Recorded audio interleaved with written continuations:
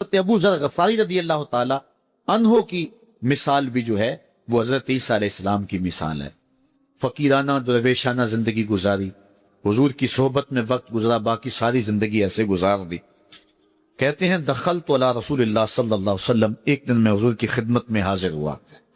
قلت یا رسول اللہ صلی اللہ علیہ وسلم اوصنی، میں نے عرض کی حضور مجھے کوئی وصیت فرمائیے، مجھے کوئی وصیت فرمائیے. قال اوصی کا بتقوی اللہ، حضور نے فرمایا تمہیں اللہ سے ڈرنے کی وصیت کرتا ہوں. فإنہ ازین لامرک کلہ، اس لیے کہ تیرے سارے معاملات کا حسن ہے، تمام زندگی کا جمال یہی ہے کہ تو اللہ سے ڈرا کرے. یہ حضور نے مجھے فرمایا. قلت زدنی، میں نے عرض کی حضور یہ عمل ہوگا، کوئی اور وصیت فرمائیے. تو حضور علیہ السلام نے ارشاد فرمایا علیک بتلاوت القرآن و ذکر اللہ عز وجل فإنہ ذکر لک فی السماء و نور لک فی الارض. فرمایا ایک تو قرآن مجید کی تلاوت کیا کرو، دوسرا ذکر اللہ کیا کرو، آسمان پر اس سے تمہارا ذکر ہوگا اور زمین میں تمہارے لیے باعث نور ہے، تمہیں من میں چراغاں نصیب ہوگا اور تمہارے لیے روشنی ہوگی ان دو کاموں کے کرنے سے. قلت زدنی، میں نے عرض کی حضور اس پہ بھی عمل ہوگا، کوئی اور ارشاد فرمائیے. اللہ اکبر. حضور علیہ السلام نے ارشاد فرمایا علیک بطول الصمت، تمہارے اوپر زیادہ خاموشی اختیار کرنا ہے، زیادہ باتیں نہ کیا کرو، لمبی خاموشی رکھا کرو. فإنہ مطردۃ للشیطان وعون لک فی امر دینک، اس سے دو فائدے ہوں گے، ایک تو شیطان بھاگ جائے گا، دوسرا امر دین میں تجھے تقویت ملے گی. زیادہ باتیں کرنے والے کی زبان پھسلتی ہے، غیبت، چغلی، جھوٹ، بہتان، یہ سارے امراض، یہ ساری آفتیں جو ہیں وہ زبان کی ہیں. اس لیے کہا کہ زبان کی حفاظت کرنا، تو زیادہ لمبی خاموشی اور زیادہ لمبا سکوت اختیار کر لینا، اس لیے تجھے دنیا میں بھی فائدہ ہوگا، شیطان بھی بھاگ جائے گا اور تیرے دین میں بھی تجھے مضبوطی ملے گی. قلت زدنی، کہتے ہیں رحمت کا باڑا بٹ رہا تھا، حضور علیہ الصلوۃ والسلام کے جو ہے وہ منہ سے نور نکل رہا تھا، میں نے جھولی پھیلائی ہوئی تھی. میں نے عرض کی حضور اس پہ بھی عمل ہوگا، کچھ اور ارشاد فرمائی.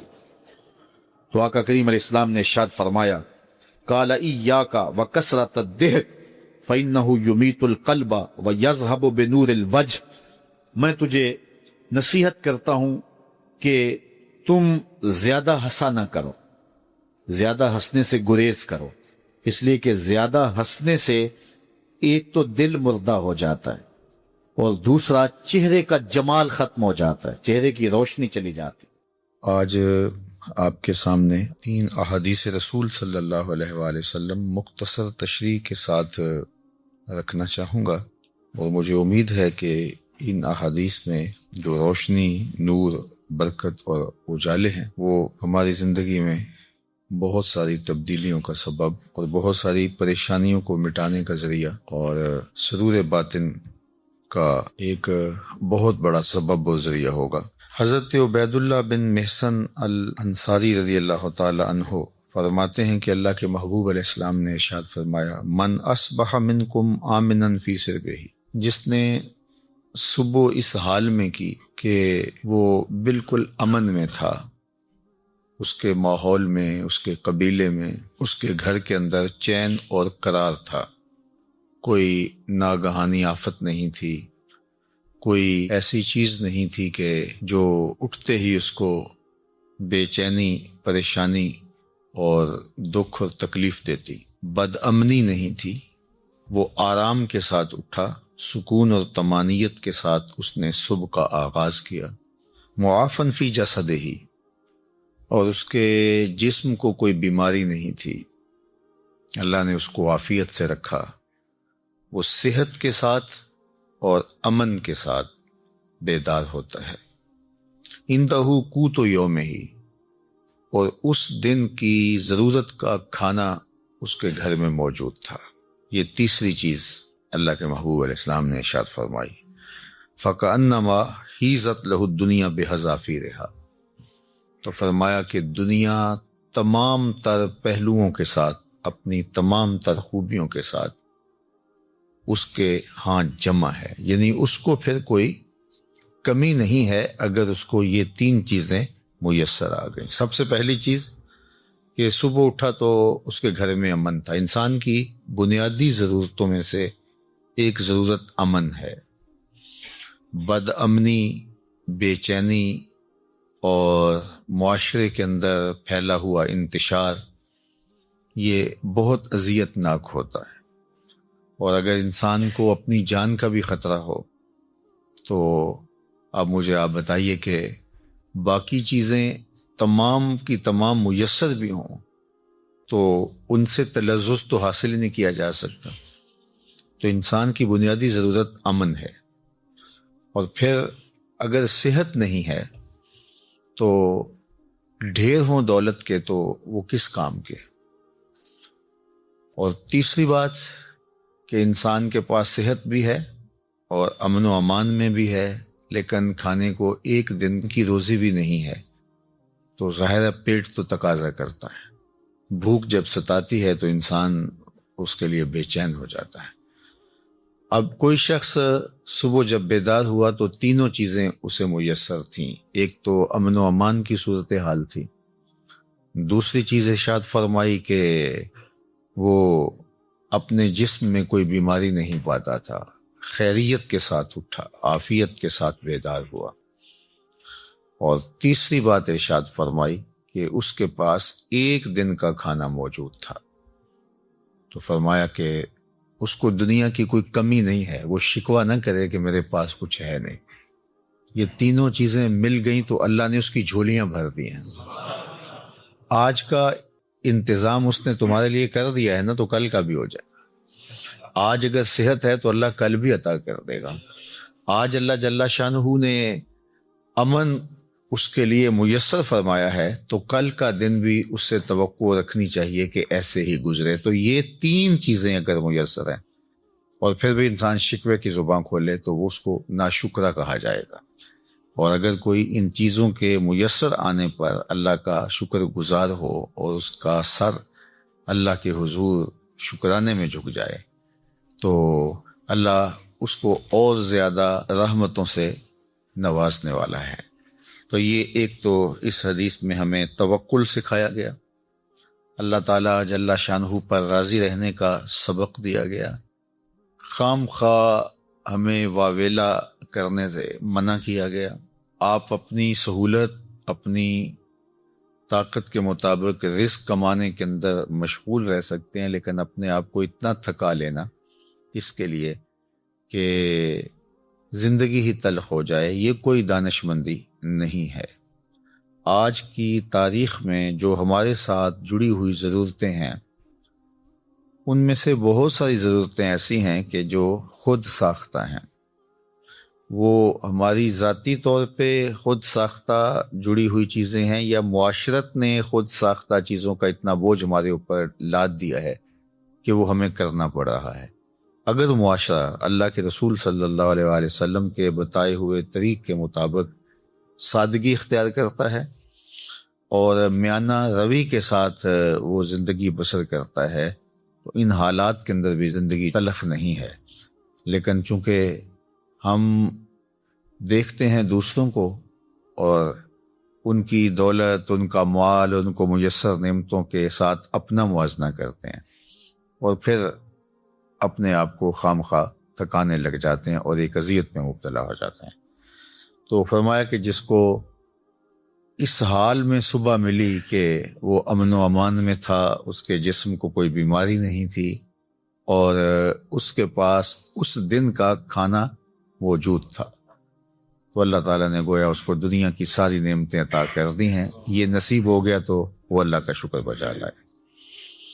حضرت عبداللہ بن عمر بن عاص رضی اللہ تعالیٰ عنہ سے مروی ایک روایت جو امام مسلم نے اپنی سند کے ساتھ روایت فرمائی ہے کہ ان رسول اللہ صلی اللہ علیہ وآلہ وسلم قال، اللہ کے محبوب علیہ الصلاۃ والسلام نے ارشاد فرمایا، قد افلح من اسلم، فلاح اس نے پائی جس کو اسلام کا نور نصیب ہو گیا۔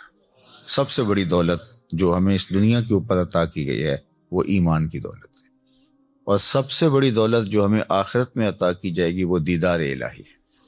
جو اس دنیا میں اسلام سے ایمان سے محروم رہا تو وہ حقیقی محروم ہے۔ ہوا میں اڑے، چرخ پہ جھولے، دنیا کی ساری مال و دولت کا مالک بن جائے اور عالی منصبوں کے اوپر فائز المرام رہے، دنیا اس کو سلوٹ کرے، عزت وقار کی مسند پہ بیٹھا ہو، دنیاوی اعتبار سے وہ ہواؤں میں اڑتا پھرے، لیکن اگر اس کا سینہ ایمان کے نور سے خالی ہے، کوڑی مول نہیں اس کا، تو سب سے بڑی دولت اس دنیا کے اوپر جو حضرت انسان کو دی گئی ہے وہ اسلام ہے، ایمان کی دولت ہے۔ تو اللہ کے محبوب نے فرمایا قد افلح من اسلم، فلاح اس نے پائی جس کو اسلام مل گیا۔ اللہ اکبر۔ یہاں لفظ جو استعمال کیا گیا ہے وہ افلح ہے، یعنی وہ کامیاب ہوا۔ فلاح کا لفظ جو ہے یہ بہت جامع لفظ ہے، اور ہم سب لوگ اس لفظ سے اچھی طرح آگاہ ہیں، شناسا ہیں۔ ہر روز ہمیں ہر نماز کے لیے پکاری گئی اذان میں 2 مرتبہ دعوت فلاح دی جاتی ہے، حی علی الصلاح، حی علی الفلاح۔ تو ہمیں کامیابی کی طرف بلایا جاتا ہے، اور فلاح دنیا اور آخرت دونوں جہانوں کی کامیابی کے لیے بولا جاتا ہے۔ تو دنیا میں بھی وہ سرخرو اور کامیاب ہو گیا، اور آخرت میں بھی سرخرو اور کامیاب ہو گیا۔ کون؟ جس کو اسلام کا نور دیا گیا۔ اور اس کے مقابلے میں کافر نقصان میں ہے، اس نے فلاح نہیں پائی، چاہے اس نے دولت کے جتنے مرضی ڈھیر جمع کر لیے، تو وہ خسران میں ہے، فلاح میں نہیں ہے۔ وَقَانَ رِزْقُهُ كَفَافًا، ایک تو اس کو اسلام ملا، اور دوسرا اس کے پاس گزارے کا رزق میسر تھا، اس کی ضرورت اس سے پوری ہو رہی تھی، وہ فاقوں سے مر نہیں رہا تھا، اس کی ضرورتیں پوری ہو رہی تھی، اس کا بدن برہنہ نہیں تھا، بدن ڈھانپنے کے لیے کپڑے میسر تھے، پرانے سے ہی، بہت مہنگے نہیں، واجبی سے ہی صحیح، اس کو جو ضروریات زندگی ہے وہ میسر ہیں، اور گزارے کا رزق اللہ تعالیٰ نے اس کو عطا کر دیا ہے۔ یہ 2 چیزیں ہوں، اسلام کی دولت اور گزارے کا رزق۔ اب تیسری بات کیا فرمائی؟ وَقَنَّعَهُ اللَّهُ بِمَا آتَاهُ، اللہ جل شانہ نے اس کو یہ جو عطا کیا ہے اس پر وہ مطمئن ہے، اور اس پر وہ قناعت کرتا ہے، اس پر وہ راضی ہے کہ مالک تو نے مجھے جس حال میں رکھا ہے میں واہ واہ خوش ہوں اس پر۔ اللہ اکبر۔ تو ایسا شخص کامیاب ہو گیا، یعنی ایمان کا نور نصیب ہے، اسلام کی دولت میسر ہے، اور ضرورت کی روزی اس کو نصیب ہو جاتی ہے، اور اس پر وہ راضی بھی ہے، اس پر وہ قانع بھی ہے، خوش ہے کہ مالک میں تیری تقسیم پہ راضی ہوں۔ اللہ سے زیادہ کی اگر وہ طلب کرے اور کوشش اور سعی کرے تو شریعت اس سے بھی نہیں روکتی، لیکن جتنا اس نے عطا کر رکھا اس پہ بھی تو راضی رہے، اس پہ بھی تو خوش رہے۔ اگر نہیں خوش رہے گا تو کیا کرے گا؟ اللہ نے تو جو مقسوم اس کے لیے کیا ہے، جو لکھا ہے وہی ملے گا اس کو، تو اب وہ الٹی چھلانگے بھی لگائے تو کچھ نہیں کر سکتا۔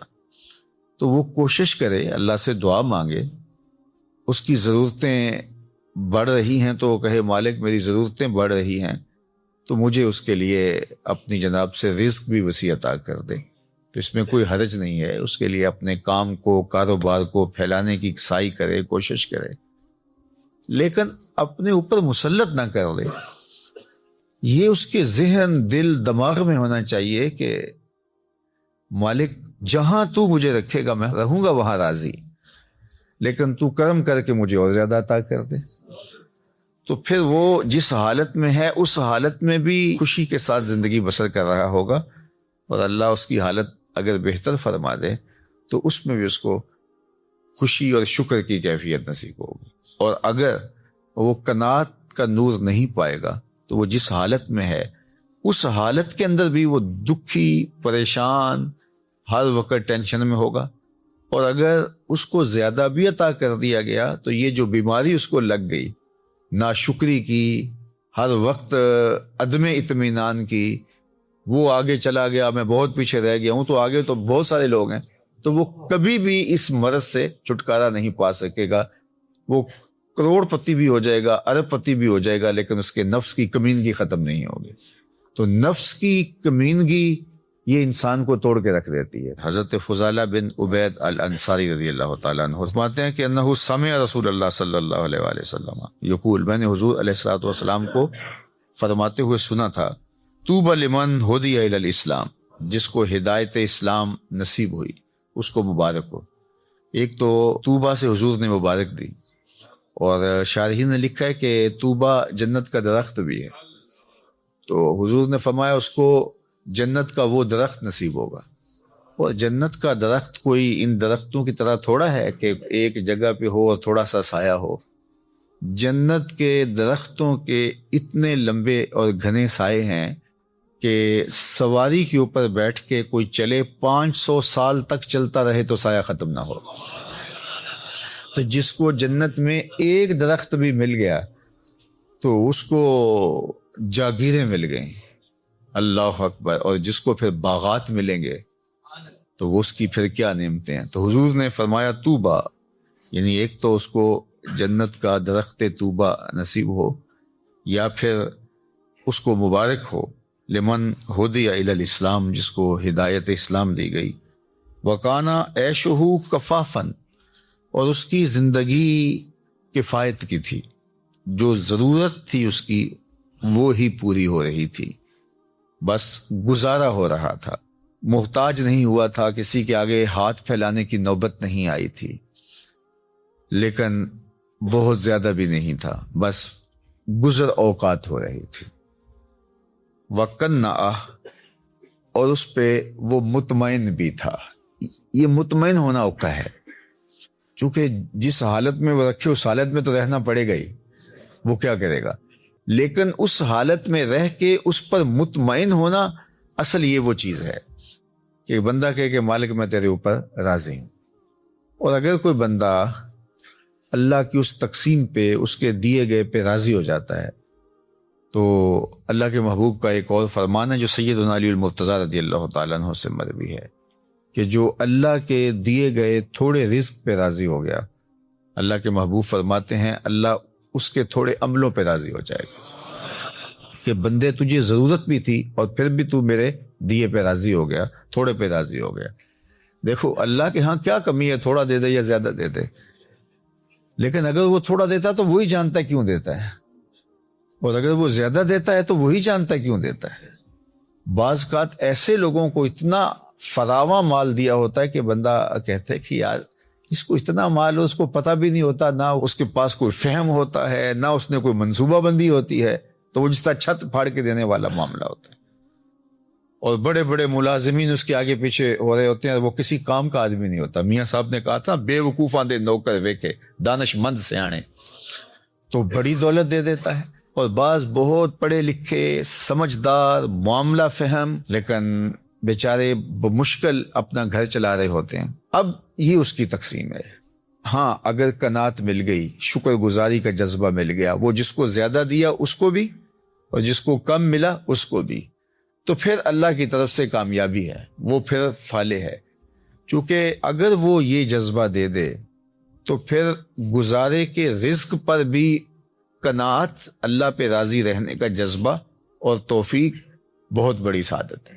اور اگر یہ نور نصیب نہ ہو قناعت کا اور اللہ پہ راضی رہنے کا، تو پھر کروڑوں اربوں کے باوجود بھی انسان ناشکرہ ہی رہتا ہے۔ وہ کہتا ہے نہیں بس چل ہی نہیں رہا جی، آج کل ہیں ہی بہت مشکلات۔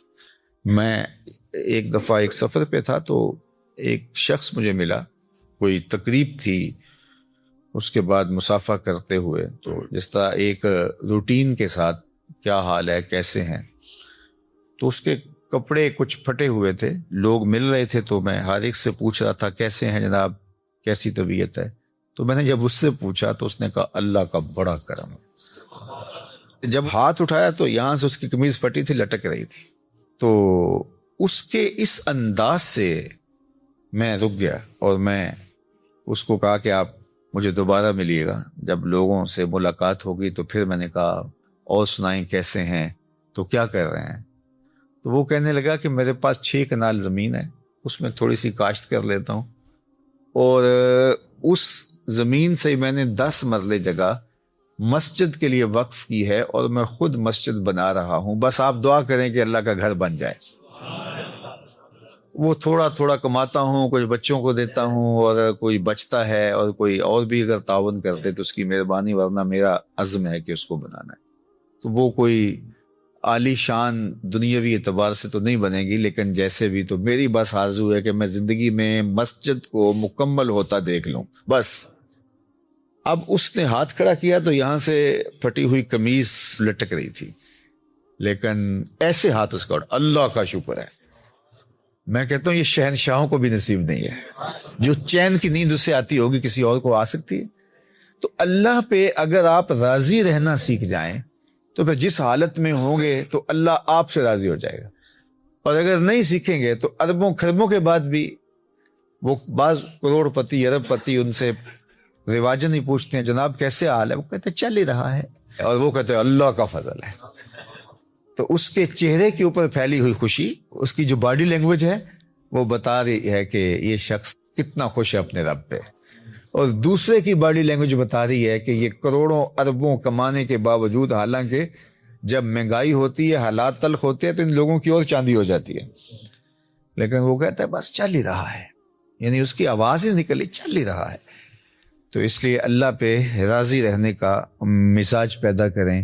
اس نے یہ تھوڑا کیا کہ ہمیں زندگی دے دی، اس کا یہ تھوڑا کرم ہے کہ اس نے ہمیں صحت عطا فرمائی، اس کا یہ کتنا کرم ہے کہ اس نے ہمیں اسلام کا نور اور جمال عطا کیا۔ باقی ہماری ضرورتیں تو پوری ہو رہی ہیں، ہمارے اوپر تو اس کا کرم می کی طرح برس رہا ہے۔ یہ تو ہمارے مطالبے زیادہ ہیں، ہماری خواہشیں بڑھ گئی ہیں، اس لیے ہم پریشان ہو جاتے ہیں، ہم دائیں بائیں دیکھتے ہیں۔ دیکھیے جو جانور ہیں ان کو جتنا دانہ چاہیے ہوتا ہے، جتنا چارہ چاہیے ہوتا ہے، یا گوشت خور جانور ان کو جتنا چاہیے ہوتا ہے، روز اتنا لیتے ہیں اور مطمئن، اور اپنی کچھار میں، اپنے گھونسلے میں، اپنے گھر میں چلے جاتے ہیں، بات ختم۔ انسان کے لیے مسئلہ یہ ہے کہ یہ جمع کرنے کے چکر کے اندر پریشان ہو گیا ہے۔ دنیا کے اوپر صرف دو مخلوقیں ایسی ہیں جو رزق جمع کرتی ہیں، ایک انسان، دوسری چیونٹی۔ اس کے علاوہ جتنی بھی مخلوقیں ہیں، چاہے وہ پانی کی ہیں، وہ مخلوقیں خشکی کی ہیں، ہواؤں میں اڑنے والی ہیں، کوئی اپنا رزق جمع نہیں کرتا۔ ہم کتنا کھاتے ہوں گے، لیکن یہ ہاتھی کتنا روز کھاتا ہے؟ بڑی مچھلیاں، وہیل مچھلیاں ہیں، یہ اتنا کھاتی ہیں ٹنوں کے حساب سے، اور اللہ اس پانی میں ان کے لیے وہ میسر فرما رہا ہوتا ہے۔ یہ ہنس پرندہ جو ہے یہ خالص سچے موتی کھاتا ہے، اور دنیا کے اندر لاکھوں کروڑوں ہنس پائے جاتے ہیں، اور اللہ روزانہ پیٹ بھرنے کے لیے ہر ایک کو سچے موتی فراہم فرماتا ہے۔ تو ہم تو خام خواہ پریشان ہو گئے۔ ہاں ہمیں سائی کرنے کا کہا گیا ہے، محنت کرنے۔ وہ پرندہ بھی اڑ کے جاتا ہے، شیر بھی اپنی کچھار سے نکل کے شکار کرتا ہے، سائی وہ بھی کرتا ہے۔ تو اللہ جل شانہ ہمیں قناعت کا نور عطا فرمائے، اور اس نے ہمیں جس حالت میں رکھا ہے اس میں کامل مکمل اطمینان عطا کرے، ہماری ضرورتوں کو اپنے فضل سے پورا فرمائے۔ اور اس معاشرے کے اندر جس طرح معاشرتی نظم بن گیا ہے تو ہماری کچھ مجبوریاں ہیں۔ کسی نے بیٹیوں کی شادیاں کرنی ہیں تو ظاہر ہے کہ وہ چاہے بھی کہ میں بالکل سادگی سے کروں، لیکن ادھر سے مطالبے اور بہت کچھ ہیں، ہم اچھی طرح اس کو سمجھتے ہیں، تو اللہ اپنے کرم سے ہمارے لیے آسانیاں پیدا کرتے ہیں۔ لیکن جو بات کہنے کی ہے وہ یہ ہے کہ اگر یہ ساری ضرورتیں ہمارے ساتھ جڑی ہوئی ہیں اس معاشرت میں رہنے کی وجہ سے، تو وہ پورا کرنے کی کوشش ضرور کریں، لیکن اس دل کو قناعت سے خالی نہ ہونے دیں۔ اللہ سے جو اطمینان ہے اس کو کبھی ضائع نہ ہونے دیں۔ باقی یہ اگر ضرورتیں بڑھ گئی ہیں تو یہ معاشرے نے بڑھائی ہیں، ہماری ضرورتیں وہ پوری کر رہا ہے، اور ہم جو کہتے ہیں ہم پیچھے رہ گئے تو ہم کچھ لوگوں کو آگے دیکھ کے کہہ رہے ہیں کہ ہم پیچھے رہ گئے، ورنہ ہماری ضرورتیں وہ پوری کر رہا ہے۔ اور اس پر اللہ کے محبوب علیہ الصلوۃ والسلام نے ایک بڑی خوبصورت ایک بات ارشاد فرمائی، انظروا الی من هو اسفل منکم، فرمایا اپنے نیچے دیکھو، نیچے دیکھنا شروع کر دو گے تم سکون میں آ جاؤ گے، اور جب آپ اوپر دیکھو گے تو آپ جہاں بھی چلے جاؤ گے تو کوئی اور اوپر ہوگا، تو اس کو دیکھو گے تو آپ کہو گے کہ میں پیچھے رہ گیا ہوں۔ حتیٰ کہ وہ جو دنیا کے ٹاپ 10 لوگ ہوتے ہیں دنیا کے 10 امیر ترین لوگ، تو وہ بھی جو آگے والا ہوتا ہے اس کو دیکھ رہے ہوتے ہیں کہ میں ان میں بھی جو ہے وہ ٹاپ پہ آ جاؤں، اور جو آخری والا ہوتا ہے جو سب سے دنیا کا امیر ترین کہلاتا ہے تو وہ بھی کوشش میں لگا ہوتا ہے کہ اگلے سال جب یہ فہرست بنے تو میں کہیں پچھلے نمبر پہ نہ آ جاؤں۔ تو یہ دوڑ اس لیے لگی ہوئی ہے، اور پیسے اتنے ہیں کہ شمار بھی نہیں ہے، دولت اتنی ہے کہ پتہ بھی نہیں ہے کہاں کہاں پڑی ہوئی ہے۔ تو اطمینان دولت میں نہیں ہے، اللہ پر راضی ہو جانے میں اللہ تعالیٰ جل شانہ دارین کی ساتھ میں عطا کرتا ہے۔ بارگاہ یزدی میں دعا ہے کہ اس ماہ منور کی برکتیں اللہ ہماری زندگیوں میں اتار دے۔